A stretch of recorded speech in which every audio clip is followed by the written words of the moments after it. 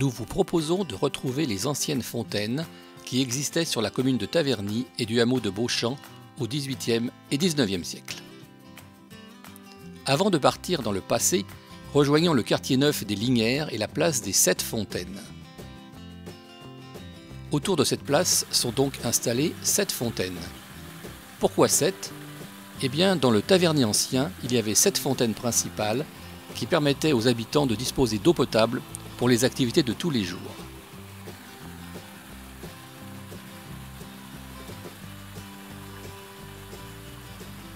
Pour conserver la mémoire de ces fontaines, des rues de ce quartier portent le nom de ces anciennes fontaines. Mais il manque la rue Fontaine-Bacchus-Enfant, maintenant renommée rue d'Esnos.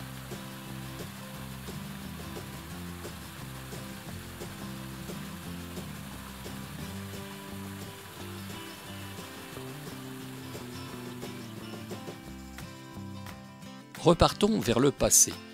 Il est probable qu'il y ait eu des habitants à Taverny à partir de l'an 800. En effet, la route de Paris devait exister, Saint-Denis date de 625 environ, et le pont d'Auvers a été détruit vers 845 lors d'un raid viking. Les habitants se sont installés le long de cette route qui longe la colline de la forêt de Montmorency. Les habitants se sont regroupés sur 3 quartiers répartis de l'est à l'ouest, les Pareux, le village et le Bordeaux. Ces 3 quartiers se situaient au niveau des sources existant dans la forêt. Il n'y avait plus qu'à capter l'eau et installer des fontaines.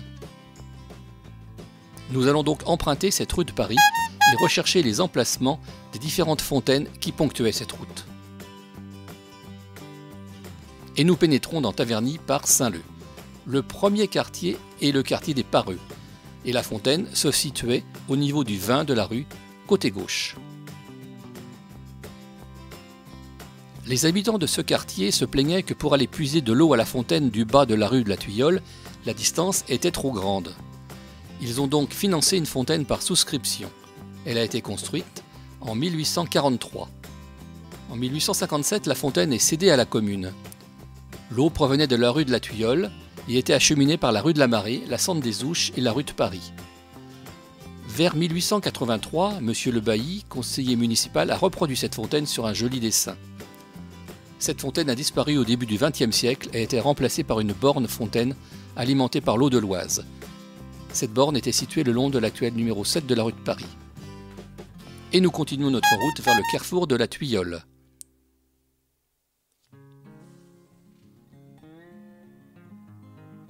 La fontaine de la Tuilleule était située au bas de la rue de la Tuilleule actuelle.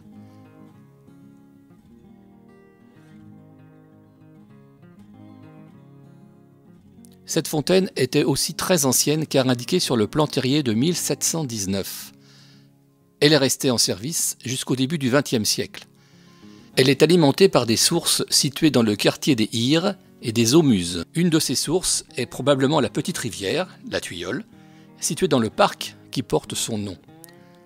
La fontaine de la Tuilleule est en dalle de pierre, maintenue par des blocs de grès massifs, provenant certainement des carrières de Taverny. Les fontaines de la Barre et de la Tuilleule sont les 2 fontaines historiques de la ville. Leur importance est très grande pour la population des 2 quartiers de Taverny. C'est un point de rassemblement et de rencontre. C'est là que pendant la Révolution, la municipalité viendra le 1er octobre 1791 lire la Constitution française. Lors de la suppression de la fontaine de Vaucelles en juin 1909, la mise à disposition de l'eau a été conservée par la mise en place d'une borne fontaine à manivelle. Et nous continuons notre trajet vers la place de Vaucelles. Dernière des grandes fontaines construites à Taverny, elle est parfois aussi appelée fontaine Lady Ashburton, du nom de sa donatrice.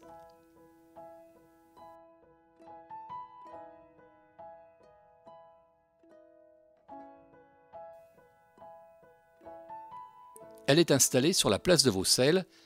Elle est construite dans la seconde partie du XIXe siècle.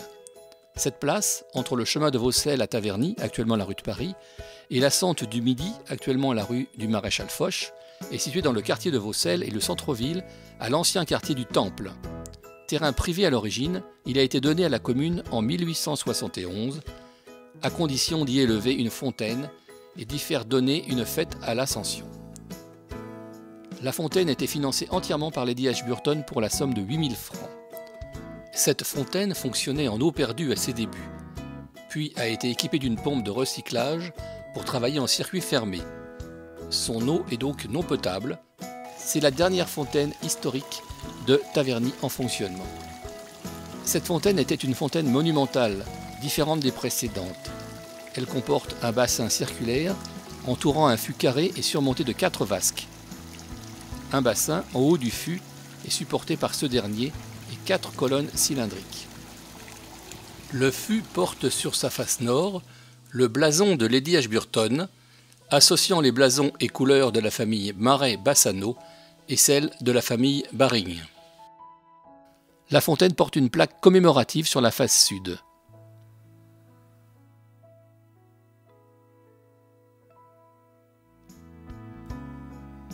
Sur les piétements sud sont notés à droite l'entrepreneur de Taverny qui a réalisé la fontaine, Édouard Duchesne, et à gauche l'architecte Alphonse Simil. La sous-face de la vasque supérieure est ornée de l'entrelacé des initiales de Lady Ashburton et de sa fille Anne-Marie, duchesse de Crafton.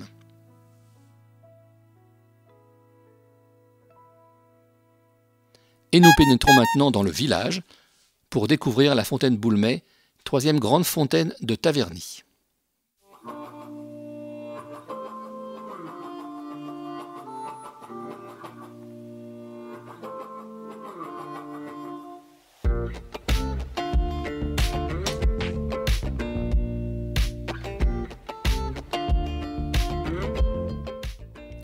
La fontaine se trouvait entre des maisons situées entre le conservatoire de musique et la mairie actuelle.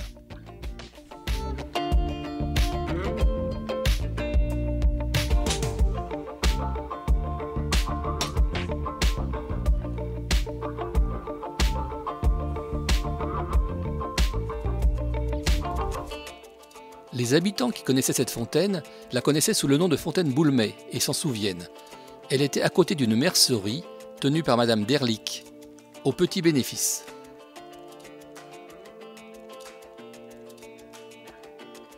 Le terrain pour installer la fontaine a été donné à la commune en 1823. Lors de la création, cette fontaine était complétée par une auge. Celle-ci a été démontée en juillet 1886 et installée au nouveau lavoir de Taverny. Cette fontaine a fonctionné jusque dans les années 1960. Lors du réaménagement du quartier, la fontaine sera déplacée de quelques mètres sur la place Charles de Gaulle derrière la Poste, dans le jardin Henri Maugas.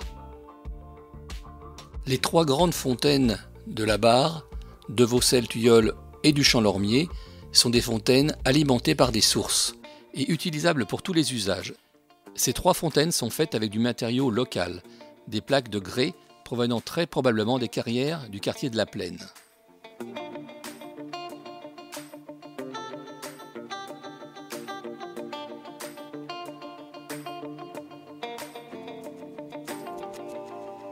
En avançant de quelques mètres sur la rue de Paris, nous arrivons au carrefour de la rue de l'Église, à l'emplacement de la fontaine de la Barre.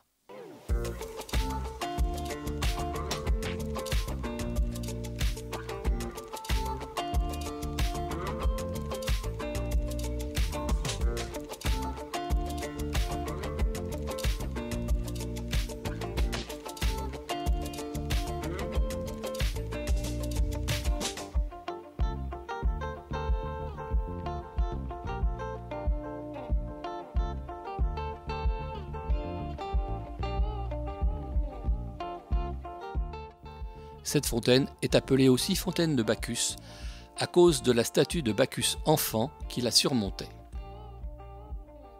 Située au bas de la rue de l'Église, elle est alimentée par des sources situées autour de l'église.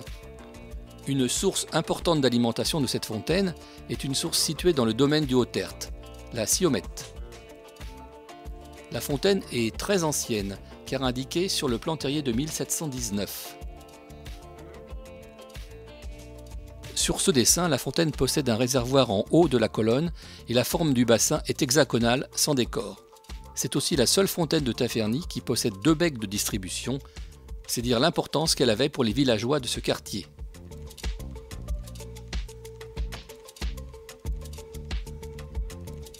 Elle est restée en service jusqu'au début du XXe siècle. En juin 1889, il devient nécessaire de refaire la fontaine. Le conseil municipal prend cette décision le 6 juin 1889. La fontaine de la Barre est en pierre taillée. Le trop-plein est évacué probablement d'abord par un caniveau pavé traversant le chemin de Vaucelles à Bessancourt. Les eaux sont alors dirigées vers la plaine par le caniveau du chemin d'Herblay. Plus tard, cette évacuation sera faite par un tuyau et les eaux récupérées iront alimenter le gué abreuvoir du chemin de Pontoise. Lors de la suppression de la fontaine en juin 1909, la mise à disposition de l'eau a été conservée par la mise en place d'une borne fontaine à manivelle. Mais on ne sait pas ce qu'il est advenu de la statue de Bacchus enfant.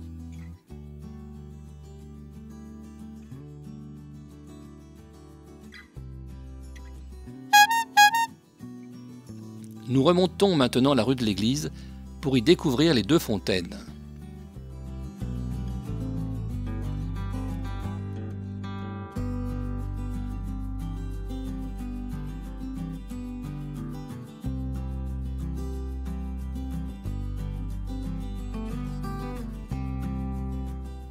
Il y a eu une fontaine dans le virage à l'entrée de la clinique du champ Notre-Dame. Elle est mentionnée sur le plan de l'étang du château Picot. Elle était alimentée par l'eau du bassin en bas de la propriété de Vina. Elle n'existe plus depuis 1862.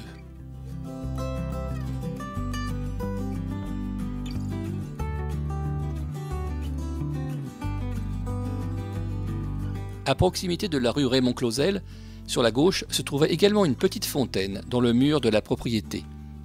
Cette fontaine n'existe plus, mais le plan nous donne son aspect en 1862.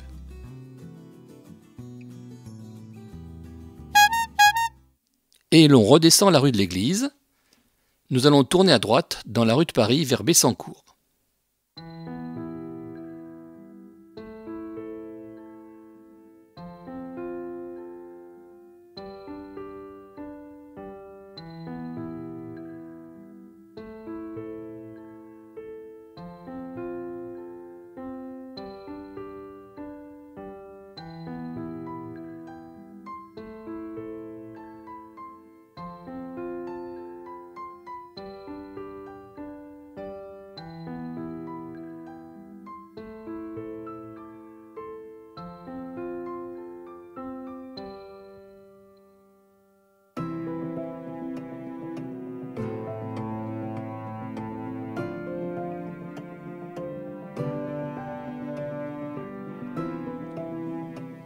Et nous arrivons au quartier du Bordeaux.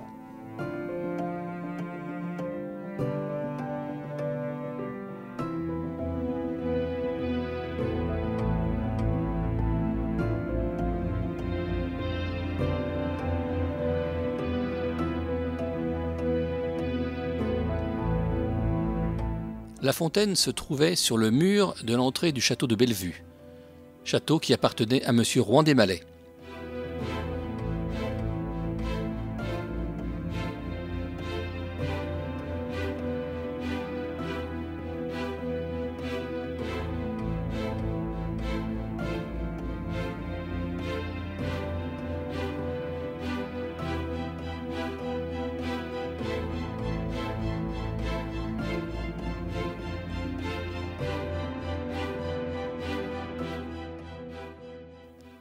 Nous allons quitter la rue de Paris pour nous diriger vers la plaine, vers le hameau de Beauchamp, qui deviendra une commune en 1922.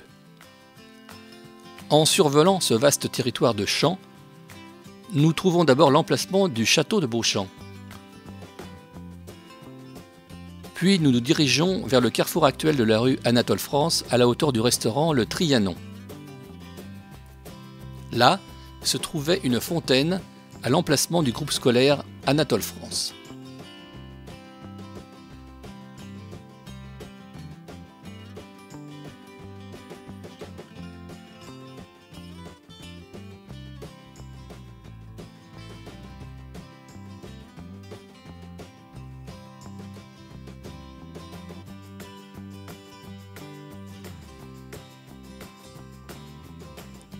Il s'agissait d'une fontaine à godets qui était animée par une manivelle. Les habitants tournaient la manivelle pour faire remonter l'eau.